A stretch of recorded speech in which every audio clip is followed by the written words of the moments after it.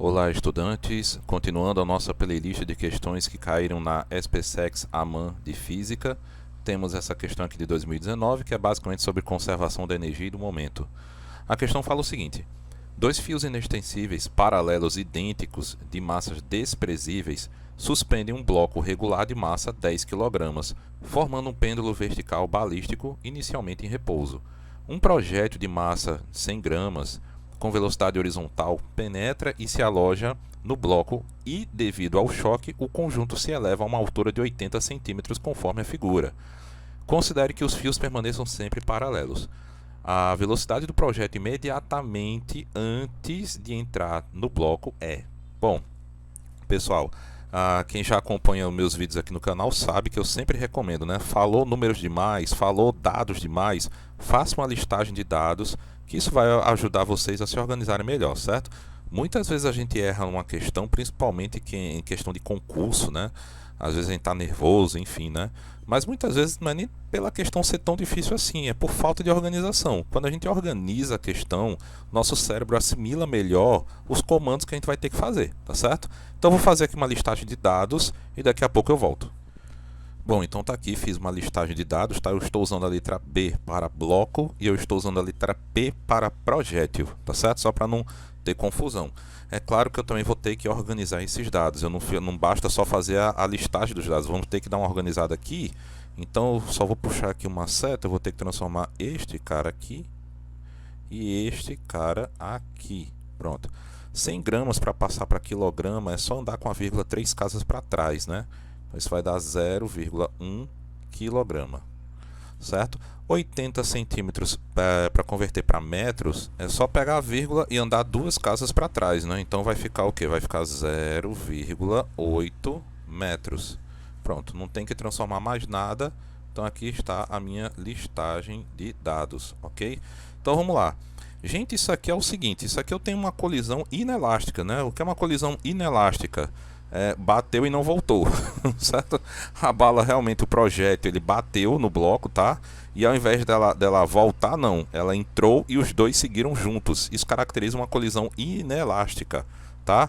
Como é que eu equaciono uma colisão inelástica? Uma colisão inelástica é basicamente a conservação do momento linear. Então, deixa eu escrever isso aqui. Momento linear antes da colisão tem que ser igual ao momento linear depois da colisão, certo? Tem gente que usa a letra I de inicial, a letra F de final, enfim, tanto faz, certo? Agora, antes da colisão, o que é que eu tenho? Reparem que eu tenho o projétil e eu tenho o bloco. Então, eu tenho dois corpos aqui.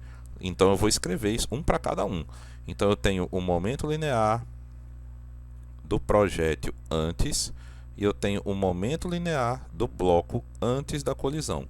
Depois da colisão, o que é que eu vou ter? Reparem que depois da colisão, eu vou ter um momento linear para os dois, tá certo? Para os dois, porque os dois estão seguindo juntos. Então, eu vou ter um momento linear depois, e esse momento linear serve tanto para o projétil quanto para o bloco, tá certo? Então, é isso que vai acontecer. Reparem o seguinte, reparem que esse bloco aqui, antes da colisão, ele estava em repouso. Quem estava em movimento era o projétil. Se esse cara estava em repouso, até a questão fala, né? Inicialmente em repouso. Então, esta velocidade é zero.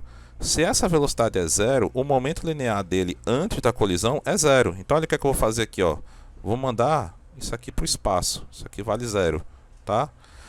Beleza. Então, antes da colisão, o momento linear que eu tenho do projétil, e depois da colisão eu tenho dos dois seguindo juntos. Então, se eu for abrir a equação, vai ficar assim, ó. Massa do projétil vezes velocidade inicial do projétil tem que ser igual a... Vamos lá, agora o que é que está acontecendo depois? Os dois estão seguindo juntos, né? Se o momento linear é massa vezes velocidade, então reparem que a massa tem que ser somada, né? Tanto a massa do projétil quanto a massa do bloco, né? Então eu vou colocar isso aqui, ó. Massa... Deixa eu só afastar isso aqui. Então vai ser a massa do projétil mais a massa do bloco, certo? Vezes uma velocidade final. Eu posso até botar V', pronto. Beleza. O que é que eu tenho que calcular? Eu tenho que calcular esse V aqui. O problema é que de todos esses dados aqui, eu não tenho esse cara, mas eu também não tenho esse cara aqui, ó. Então eu vou ter que apelar para as equações da conservação de energia para poder saber quanto vale isto aqui, certo? Lembrando que eu estou falando depois da colisão. Depois dessa igualdade é tudo após a colisão, após esse choque aqui, certo? Então deixa eu até botar uma corzinha aqui diferente, só para não misturar. Pronto. Vou colocar aqui. Beleza, vamos tentar analisar depois da colisão o que é que está acontecendo. Esse bloco, junto com o projétil, eles saem com uma velocidade, certo? No iniciozinho do choque, e eles vão até uma altura de 80 centímetros, que eu já transformei para metros aqui, tá? Então, se eu for usar o princípio da conservação da energia, o que é que eu vou ter? Vou ter isso aqui, ó, que energia mecânica inicial é igual a energia mecânica final. No início eu tenho a energia cinética, porque eles estão em movimento, e no final eu vou ter a energia potencial gravitacional, porque eu só vou ter uma altura. Ele vai subir até parar, não vai ter mais movimento, e vai ter uma altura. Então por isso que está desta maneira aqui. Se eu for abrir as equações, então eu vou ter isso aqui, energia cinética é massa vezes velocidade ao quadrado sobre 2. E aqui eu vou ter o que? Massa vezes gravidade vezes altura, certo? O que é que eu posso fazer agora? Essas massas são irrelevantes, eu vou simplificar. Eu vou isolar então esse V. Esse 2 vai ter que passar multiplicando, tá vendo? Ó, ele está dividindo, vai passar multiplicando. Então vai ficar desse jeito aqui, ó. Vai ficar V igual a 2 vezes G vezes H. Mas lembra que tem um quadrado aqui, ó. Então o outro lado, para poder me livrar desse quadrado, o outro lado vai ter que estar em raiz quadrada.